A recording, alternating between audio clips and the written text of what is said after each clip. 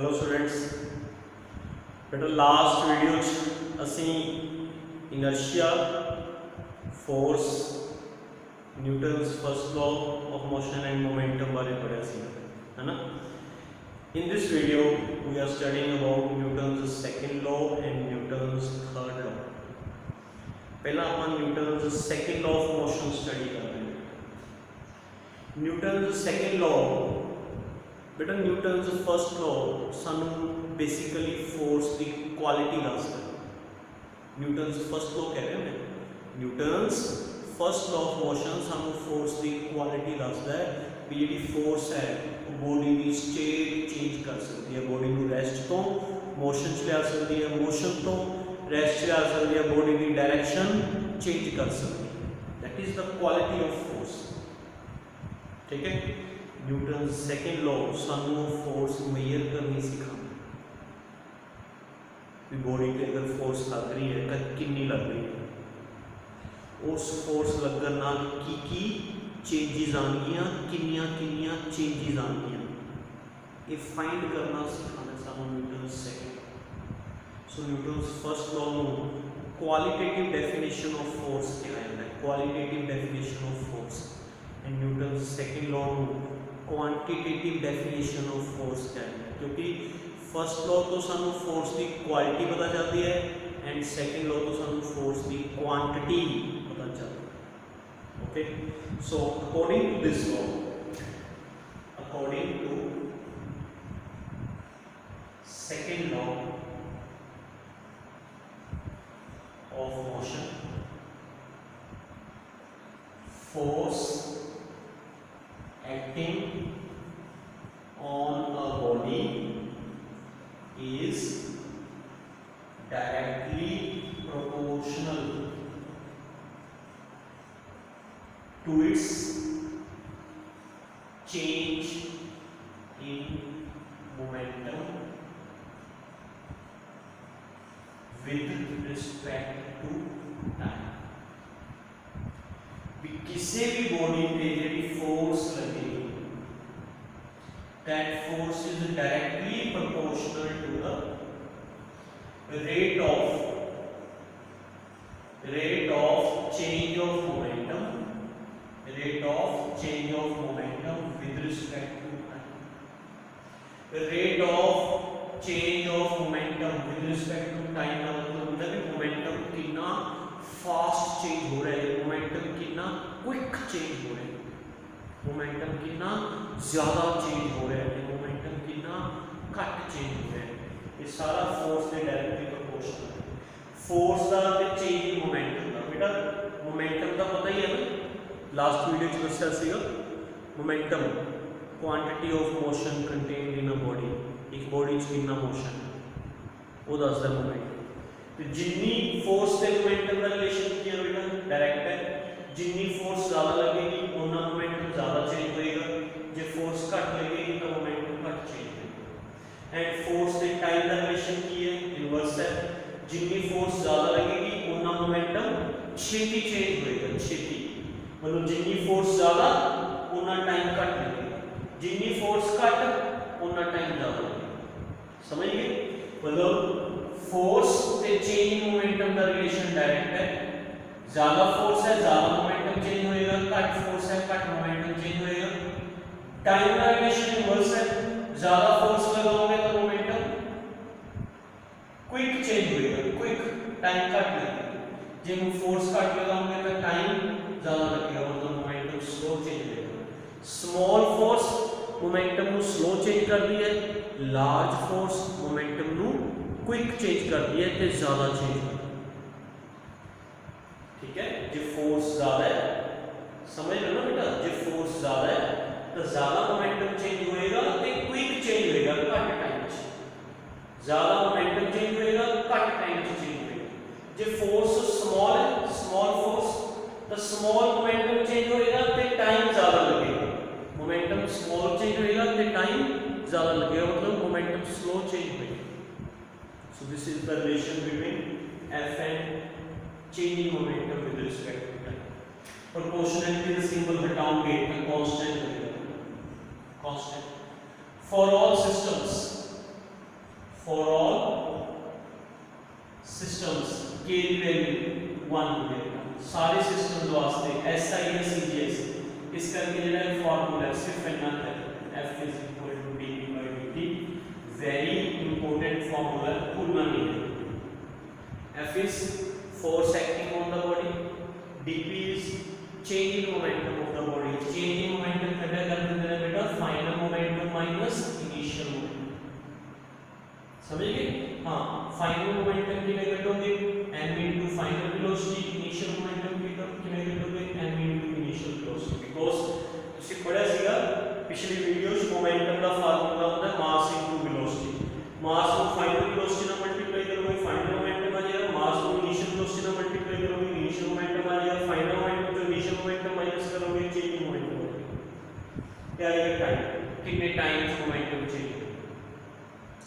what is F terms clear करो बेटा what is F body पे कितनी फोर्स लगी dP बॉडी का मोमेंटम कितना चेंज होया dt कितने टाइम च चेंज होया ओके इस की फर्स्ट स्टेटमेंट एक स्टेटमेंट और बनानी है as मोमेंटम का फॉर्मूला मास इनटू वेलोसिटी होता है जब अपन इसे पुट करिए F is equal to d by dt of p p की value m into v momentum की वैल्यू पुट करके mass into velocity mass is a constant quantity daily life किसी body का मास चेंजिंग द बहुत कट केसी mass is a constant quantity ते डिफरेंशिएशन दा रूल ਹੁੰਦਾ डिफरेंशिएशन डेरिवेटिव दा रूल डेरिवेटिव कितना ना बेटा जीरो चैप्टर च कितना सी डेरिवेटिव है ना डेरिवेटिव दा रूल ਹੁੰਦਾ कांस्टेंट टर्म डेरिवेटिव जो बाहर आए होते हैं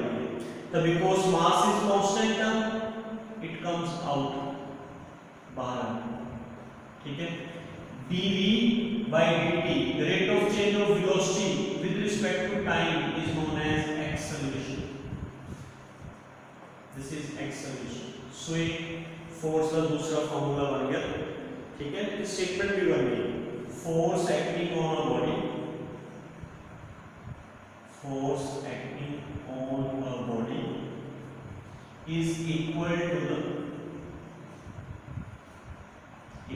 the product of its mass and acceleration भी बॉडी ਦੇ ਵਿੱਚ ਕਿੰਨਾ ਮਾਸ ਹੈ बॉडी ਚ कितनी acceleration है दोनों की प्रोडक्ट करके की जाती है फोर्स ठीक है तो बेटा this is also important formula वैसे पहला पढ़ा भी होया तुसी force is equal to mass into acceleration ਤਾਂ दो फार्मूले दोनों की हेल्प लेके तुसी बॉडी के ऊपर कितनी फोर्स लग रही है वो फाइंड कर सकते हो बेटा ठीक है with these two formulas you can find the force acting on the body that means Newton's first law ਸਾਨੂੰ फोर्स बारे दसदा फोर्स की ਹੁੰਦੀ है फोर्स की क्वालिटी की है एंड न्यूटन सेकंड लॉ ਸਾਨੂੰ ਦੱਸਦਾ फोर्स कितनी लगी फोर्स की क्वांटिटी कितनी हुई वो मेजर करनी ਸਾਨੂੰ न्यूटन सेकंड लॉ ठीक है सो फर्स्ट लॉ ਨੂੰ ਬੋਲਦੇ ਨੇ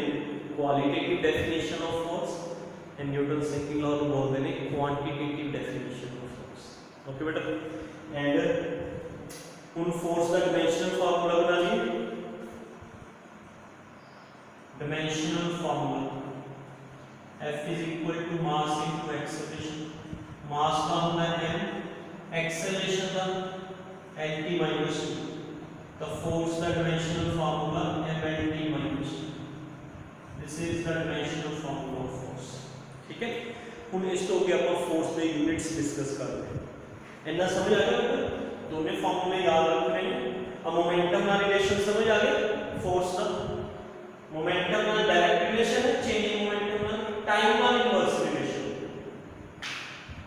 चेंज इन मोमेंटम ਨਾਲ डायरेक्ट रिलेशन है बट टाइम ਨਾਲ इनवर्स रिलेशन है मतलब जितनी फोर्स ज्यादा होगी चेंज इन मोमेंटम उतना ज्यादा होगा पर जितनी फोर्स ज्यादा होगी मोमेंटम चेंज होने में टाइम उतना कट लगेगा ज्यादा फोर्स कट टाइम लगाएगी मोमेंटम चेंज होने टाइम ਨਾਲ रिलेशन इनवर्स है मोमेंटम ਨਾਲ रिलेशन डायरेक्ट एग्रीड निकाल से क्योंकि स्टूडेंट्स कंफ्यूज हो जाते हैं ओके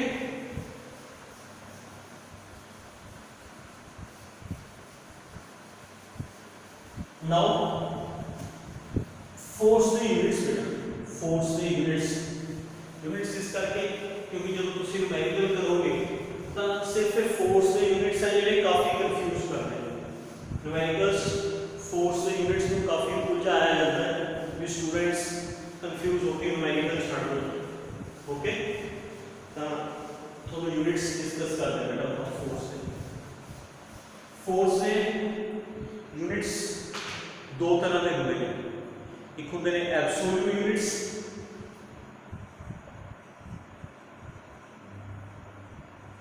फोर्स से एब्सोल्यूट यूनिट्स, एक होंगे ने gravitational units,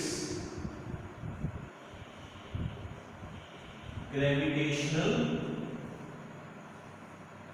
units, absolute and gravitational units. ठीक है बेटा, दोनों ही दो तरह के होते हैं, एसआई सिस्टम, सीजीएस सिस्टम। ये भी SI system, CGS system. Okay, पहला हम डिस्कस करते हैं एब्सोल्यूट यूनिट्स।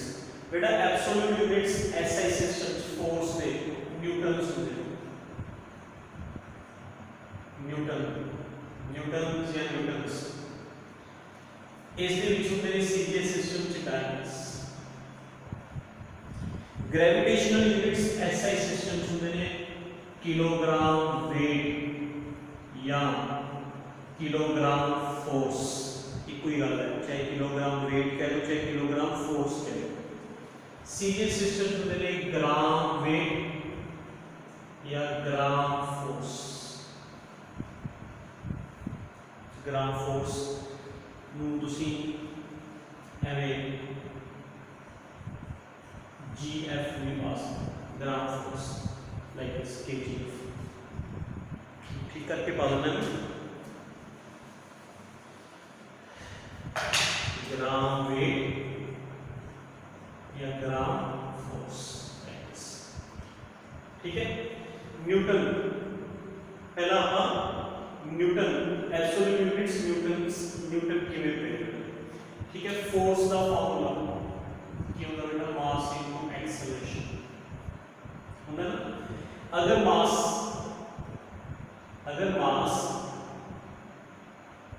अच्छा मास की यूनिट्स की करें 10। चलो बात को डिस्कस करते हैं। पहला न्यूटन यूनिट्स बनानी है, किवें बने एक किवें बने ये बनाने का। हाँ मैंने दसो मास के एसआई सिस्टम की यूनिट्स की होती है। एसआई सिस्टम मास की यूनिट्स किलोग्राम, एक्सेलरेशन में metre per second square.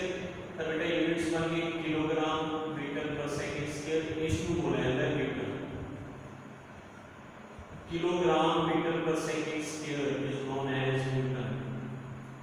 Similarly अगर मास इनटू एक्सेलरेशन, मास दे सीजीएस सिस्टम यूनिट्स होंगे ने ग्राम, एक्सेलरेशन में centimetre per second square.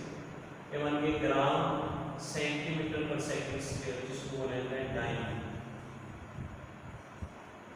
Dance या डाइन। क्लियर बेटा, समझिए डाइन कैसे होगा, डाइन्स कैसे होगा, कोई बात नहीं। ता kilogram metre per second square को की बोला जाता है Newton and gram centimetre per second square को की बोला जाता है डाइन। ठीक है, डेफिनेशन बनानी है 1 न्यूटन पे 1 डाइन की डेफिनेशन। डेफिनेशन ऑफ 1 न्यूटन अगर नाम है definition of 1 dine.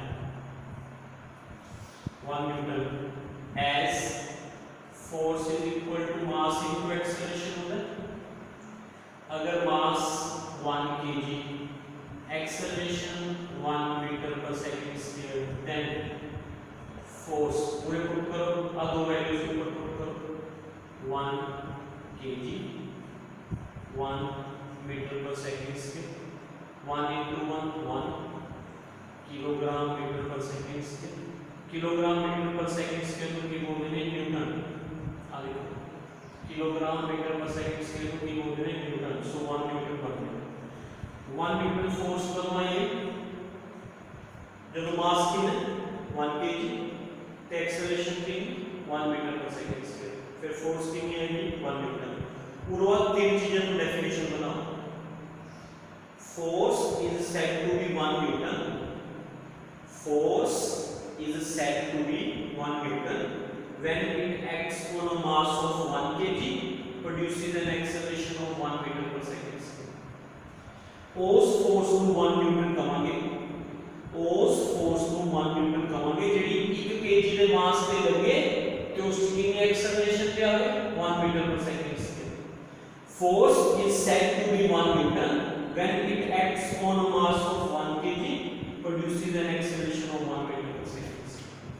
And one time की definition भी बना सकते हो उसी one time as force is equal to mass into acceleration। मुझे पता है little bit boring है, थोड़ा boring है units का concept but अपन सारी चीजें पता होनी चाहिए। boring भी interesting भी सारी चीजें पता होनी चाहिए। एमएनए भी कल interesting पता हो boring चीजें ना पता हो सब boring चीजें बारे में पता होना चाहिए। force is equal to mass into acceleration। if mass 1 gram acceleration 1 centimeter per second square हो गई तो फोर्स मास की वैल्यू करो 1 ग्राम acceleration 1 centimeter per second square 1 into 1 1 gram centimeter per second square it becomes a time। पूरा बनाओ definition force 1 time। force is said to be 1 time when it acts on a mass of 1 gram produces an acceleration of 1 centimeter per second square। ਜਦੋਂ 1 time की force उस force को क्या आता है ਜਦੋਂ 1 ग्राम मास ਤੇ ਲੱਗੇ ਤੇ ਮਾਸ ਦੀ ਕਿੰਨੀ ਐਕਸਲਰੇਸ਼ਨ ਆ ਜਾਏ 1 सेंटीमीटर पर सेकंड। ठीक है दोनों च relation between force Newton and time क्योंकि न्यूमेरिकल च काम आएगा। टाइम जो है न्यूटन च बदलना न्यूटन जो है टाइम च बदलना है ना काम आएगा।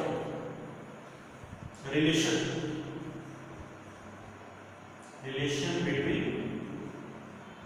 Newton and time। okay अपन को पता है force is equal to mass into acceleration. Force 1 Newton कदों होएगी बेटा फोर्स 1 न्यूटन कदों होएगी जो mass 1 kg and acceleration 1 metre per second. उन्हीं 10 के बेटा फोर्स 1 न्यूटन उदो होएगी जो मास 1 kg होवे acceleration 1 metre per second. 1 kg कितने ग्राम होते हैं in 1 kg how many grams 1000 grams। 1 metre कितने सेंटीमीटर होते हैं 100 सेंटीमीटर। ओके ये बन गया 10 raised to power 3 ਤੇ 2 10 raised to power 5 gram centimetre per second. 10 raised to power 5 gram centimetre per second scale को बोलते हैं टाइम। अब 1 न्यूटन 1 न्यूटन 1 न्यूटन 1 न्यूटन किस लिए पूरा कर 10 raised to power 5 टाइम्स लिए। क्लियर समझिए। Now it is a absolute units। these are absolute units of force। force में gravitational units भी होंगे। gravitational units SI system चुनने में किलोग्राम वेट CJ system चुनने में ग्राम वेट या ग्राम फोर्स। इन्हें के मैं सिर्फ थोड़ा कन्वर्शंस दस दूंगा। डेफिनेशन इंपॉर्टेंट नहीं है फालतू। ठीक है माइंड पे बर्डन नहीं पेगा मैं तुम्हें मैंने कन्वर्शंस दस दूंगा जेडे न्यूमेरिकल्स काम आने। ठीक है जेडा 1 किलोग्राम वेट होगा 1 kilogram weight that is equal to g Newton होगा। 1 kilogram force is equal to g Newton. g की वैल्यू ऐसे सिस्टम 9.8 जिन्हों अप्रोक्सीमेटली कई न्यूमेरिकल्स 10 भी ले लेते हैं। तो ਜਦੋਂ भी ਤੁਸੀਂ किलोग्राम वेट ਨੂੰ न्यूटन ਚ ਬਦਲਣਾ 9.8 या 10 ਨਾਲ ਮਲਟੀਪਲਾਈ ਕਰੋ। फॉर एग्जांपल अपने को फोर्स कितनी हुई है 40 kgf। ठीक है तो बेटा 40 into kgf को न्यूटन से बदलना है g ना मल्टीप्लाई कर g की वैल्यू यूज कर दो। जब तुम 9.8 सूट कर दे 9.8 यूज कर दो 10 सूट कर दे 10 सूट कर दो 9.8 रन करोगे 9.8 दिन का आंसर आ जाएगा 10 दिन रन करोगे 10 दिन का आंसर लाइक दिस 8 4 32 3 9 4 36 392 10 रन करोगे 400 okay. Similarly, at the 1 gram weight, every g dyne is equal 1 gram force g dynes। रखे g की वैल्यू CGS सिस्टम में कैलकुलेट करोगे। इन CGS सिस्टम g की वैल्यू 918 दी हुई है 918। फॉर एग्जांपल अगर मान लो आपको फोर्स देती हुई है like 20 ग्राम फोर्स है ना, आप इन डाइन्स कन्वर्ट करना 20 into g डाइन्स 20 into 980 ठीक है आंसर आ जाएगा मल्टीप्लाई करके डाइन्स। हाँ वो गल अलग है बाद चो ਅਸੀਂ डाइन्स ਨੂੰ न्यूटन ਚ ਵੀ ਕਨਵਰਟ ਕਰ ਸਕਦੇ ਹਾਂ। न्यूटन ਤੋਂ डाइन ਚ आना 10⁵ में मल्टीप्लाई कर दो डाइन्स को न्यूटन से आना डाइन्स को न्यूटन से फिर 10⁵ डिवाइड से बेटा न्यूटन तो डाइन्स से आना है तो 10⁵ में मल्टीप्लाई कर दो टर्म। फॉर एग्जांपल हमारे फोर्स मान लो 10 न्यूटन डाइन्स से लेके आनी 10 into 10⁵ मल्टीप्लाई ठीक है। मान लो फोर्स 100 डाइन्स है न्यूटन से लेके जाने तो तुसी 10⁵ में डिवाइड कर दो इट कन्वर्ट्स इनटू है ना। न्यूटन को डाइन्स कन्वर्ट करना होता है डाइन को न्यूटन से कन्वर्ट करना होता है ना। किलोग्राम वेट को न्यूटन से कन्वर्ट करना होता है न्यूटन को किलोग्राम वेट से कन्वर्ट कर सकते हैं। किलोग्राम वेट को न्यूटन से बदलना है जी ना मल्टीप्लाई करेगा न्यूटन को किलोग्राम वेट से बदलना है जी ना डिवाइड हमें वो भी कन्वर्जन कर सकते हैं। तो बेटा एक ये चीज इंपॉर्टेंट है हां ते आ ये तो आप ज्यादातर यही यूज करते हैं आप ज्यादातर एब्सोल्यूट यूनिट्स यूज करते हैं फोर्स से बट कई न्यूमेरिकल्स को कंफ्यूज करने वास्ते भी स्टूडेंट्स कंफ्यूज हो यूनिट्स किलोग्राम वेट या केजीएफ देते हैं ठीक है। ਅਸੀਂ ग्रेविटेशनल यूनिट्स न्यूमेरिकल सॉल्व नहीं कर सकते ਅਸੀਂ ਉਹਨੂੰ एब्सोल्यूट यूनिट्स ले आएंगे एब्सोल्यूट यूनिट्स ले आके फिर न्यूमेरिकल सॉल्व करेंगे। किलोग्राम वेट को पहला ਅਸੀਂ किस बदलांगे न्यूटन से फिर न्यूमेरिकल सॉल्व करेंगे। सो दिस ये सारा कुछ सीगा फोर्स द यूनिट्स बारे ठीक है। फोर्स द यूनिट्स कितने तरह के बेटा two types absolute units gravitational units. Absolute units SI systems Newton में सीजीएस सिस्टम्स डाइन से 1 Newton is equal to 10⁵ times. बस जिन्ना मैं बोल रहा हूं उतना याद रखना है। ये सारा कुछ किमें आया मैं तुमको समझाता डिटेल में ओके।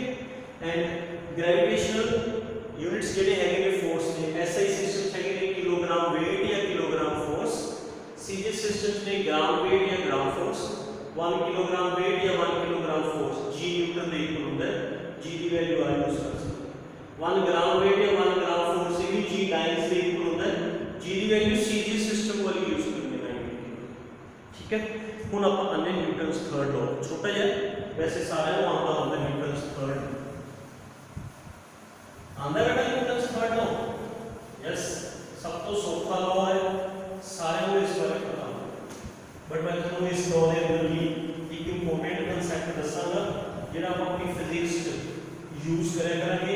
ਸਟੂਡੈਂਟਸ ਨੂੰ ਉਸ ਕਨਸੈਪਟ ਬਾਰੇ ਨਹੀਂ ਪਤਾ ਪੜਿਆ ਜ਼ਰੂਰ ਹੋਇਆ ਪਰ ਸਟੂਡੈਂਟਸ ਨੂੰ ਸੋਚ ਹੀ ਨਹੀਂ ਪਾਉਂਦੇ ਕਿ ਹਾਂ ਇਹ ਕਨਸੈਪਟ ਵੀ ਲੱਗ ਸਕਦਾ ठीक है। फिजिक्स वो कंसेप्ट बहुत ज़्यादा यूज होता है उन्होंने नॉर्मल रिएक्शन कहते हैं। नॉर्मल रिएक्शन सुने कभी नॉर्मल रिएक्शन ध्यान में समझिए। Now we are discussing about Newton's third law.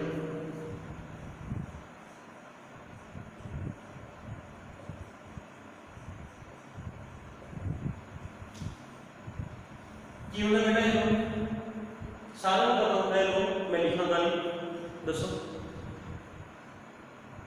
for every action there is equal and opposite reaction. वैसे बोले पे जाता है equal, opposite and simultaneous reaction. भी अगर कोई बॉडी एक्शन करती है तो ਉਹਨੂੰ बिल्कुल नाल दी नाल उसके इक्वल उसके opposite रिएक्शन भी मिल रही है. अगर एक बॉडी दूसरी बॉडी पे फोर्स लगाती है तो दूसरी बॉडी भी पहली बॉडी पे इक्वल, opposite एंड नाल दी नाल फोर्स लगाएगी. फर्स्ट बॉडी ने सेकंड बॉडी पे जो फोर्स लगाई that is action. Second body ने फर्स्ट बॉडी पे जो फोर्स लगाई that is reaction. The Newton second law, third law है according to this law, for every action there is equal, opposite and simultaneous reaction. अगर एक object दूसरी object पे force लगाएगी तो दूसरी ऑब्जेक्ट भी फर्स्ट ऑब्जेक्ट पे इक्वल एंड ऑपोजिट फोर्स लगाएगी. ठीक है, यदि थोड़ा एग्जांपल अगर मैं दूंगा in case of swimmers. Swimmers बारे सुने या देखे ने बेटा जेडे स्विमिंग करते हैं स्विमिंग पूल या रिवर स्विमिंग करते हैं स्विमर्स. ठीक है, वो अपने हैंड्स नाल वाटर को पीछे ਨੂੰ पुश करते हैं ਤੇ ਆਪ ਅੱਗੇ ਜਾਂਦੇ ਨੇ. ਜਦੋਂ ਵਾਟਰ ਨੂੰ ਪਿੱਛੇ ਪੁਸ਼ ਕਰਨਗੇ ਤਾਂ ਆਪ ਅੱਗੇ ਜਾਣਗੇ, ਜਦੋਂ ਵਾਟਰ ਨੂੰ ਅੱਗੇ ਪੁਸ਼ ਕਰਨਗੇ ਤਾਂ ਫਿਰ ਉਹ ਪਿੱਛੇ ਜਾਣਗੇ. ਉੱਥੇ ਨਿਊਟਨਸ ਥਰਡ ਲਾਅ ਲੱਗਦਾ. ਉਹ ਆਪਣੇ ਹੈਂਡਸ ਨਾਲ ਵਾਟਰ ਤੇ ਫੋਰਸ ਲਗਾ ਰਹੇ ਹੁੰਦੇ ਨੇ ਬੈਕਵਰਡ, ਆਪਣੇ ਹੈਂਡਸ ਨਾਲ ਲਾਈਕ ਦਿਸ, ਇਸ ਤਰੀਕੇ ਨਾਲ ਉਹ ਵਾਟਰ ਨੂੰ ਪਿੱਛੇ ਪੁਸ਼ ਕਰ ਰਹੇ ਹੁੰਦੇ ਨੇ, ਹੈ ਨਾ. ਜਦੋਂ ਵਾਟਰ ਦੇ ਬੈਕਵਰਡ ਫੋਰਸ ਲਗਾਉਣਗੇ ਤਾਂ ਵਾਟਰ ਵੀ ਉਹਨਾਂ ਤੇ ਫੋਰਵਰਡ ਫੋਰਸ ਲਗਾਏ ਅੱਗੇ. ਉਹ ਵਾਟਰ ਨੂੰ ਪਿੱਛੇ ਪੁਸ਼ ਕਰਦੇ ਨੇ, ਵਾਟਰ ਨੂੰ ਅੱਗੇ ਪੁਸ਼ ਕਰਦਾ ਹੈ ਨਾ. ਸੋ ਉੱਥੇ ਨਿਊਟਨਸ ਥਰਡ ਲਾਅ ਐਪਲੀਕੇਬਲ ਹੈ. ਕਲੀਅਰ. ਹੋਰ ਇਨ ਕੇਸ ਆਫ ਜਦੋਂ ਅਸੀਂ ਬੁਲੇਟ ਫਾਇਰ ਕਰਦੇ ਹਾਂ ਗਨ ਚੋਂ ਤਾਂ ਜਦੋਂ ਅਸੀਂ ਟ੍ਰਿਗਰ ਦੱਬਦੇ ਹਾਂ ਗਨ ਫੋਰਸ ਲਗਾਉਂਦੀ ਹੈ ਬੁਲੇਟ ਤੇ, ਬੁਲੇਟ ਜਾਂਦੀ ਹੈ ਅੱਗੇ ਨੂੰ. ठीक है, बुलेट फोर्स लगाती है गन ते, गन जाती है पीछे ਨੂੰ. ਜਦੋਂ ਵੀ ਅਸੀਂ ਨਾ ਟ੍ਰਿਗਰ ਦਬਾਂਗੇ ਬੁਲੇਟ ਅੱਗੇ ਜਾਏਗੀ, ਗਨ ਪਿੱਛੇ ਆਏਗੀ. ਹਾਂ, ਉਹ ਗੱਲ ਲੱਗ ਹੈ ਵੀ ਜਿੰਨੀ ਸਪੀਡ ਨਾਲ ਬੁਲੇਟ ਅੱਗੇ ਜਾਂਦੀ ਹੈ ਉਨੀ ਸਪੀਡ ਨਾਲ ਗਨ ਪਿੱਛੇ ਨਹੀਂ ਆਉਂਦੀ. ਬੁਲੇਟ ਦੀ ਸਪੀਡ ਤਾਂ ਬਹੁਤ ਜ਼ਿਆਦਾ ਹੁੰਦੀ ਹੈ, ਗਨ ਦੀ ਸਪੀਡ ਬਹੁਤ ਘੱਟ ਹੁੰਦੀ ਹੈ. ਉਹ ਕਨਸੈਪਟ ਐਕਸਲਰੇਸ਼ਨ ਦਾ ਹੈ. Acceleration is equal to force upon mass. Force ਦਾ जिन्नी फोर्स गन लगाती है बुलेट पे उन्नी फोर्स बुलेट लगाती है गन पे. फोर्स तो दोनों एक दूसरे पे इक्वल लगाते हैं, बट बुलेट का मास काफ़ी घट होता है. बुलेट की एक्सेलरेशन बहुत ज़्यादा होती है, गन का मास बहुत ज़्यादा होता है as comparative to bullet. Bullet के मुकाबले गन का मास ज़्यादा होता है, गन की एक्सेलरेशन घट होती है. इस करके गन की स्पीड घट होती है वापस मुड़न की. बुलेट की स्पीड ज़्यादा होती है, बट फोर्स दोनों एक दूसरे पे की लगाते हैं इक्वल एंड ऑपोजिट. तो उत्थे गन फोर्स लगाती है बुलेट पे, बुलेट फोर्स लगाती है गन पे. जो असीं बैट नाल बॉल नूं हिट करते हैं तो बैट फोर्स लगाता है बॉल पे, बॉल फोर्स लगाती है बैट पे. दोनों फोर्सेस एक दूसरे पे की ने equal and opposite. This is Newton's third law. कि अगर कोई एक बॉडी दूसरी बॉडी पे फोर्स लगाएगी तो दूसरी बॉडी भी फर्स्ट बॉडी पे इक्वल एंड ऑपोजिट फोर्स लगाएगी. मैं कंसेप्ट लेके आ रहे हैं नॉर्मल रिएक्शन का. What is normal reaction? Suppose करो दिस इज टेबल सरफेस. एक टेबल है ओके, एंड टेबल के ऊपर एक ब्लॉक या बुक पे बुक हैविंग मास. ठीक है, तो जी अर्थ है, अर्थ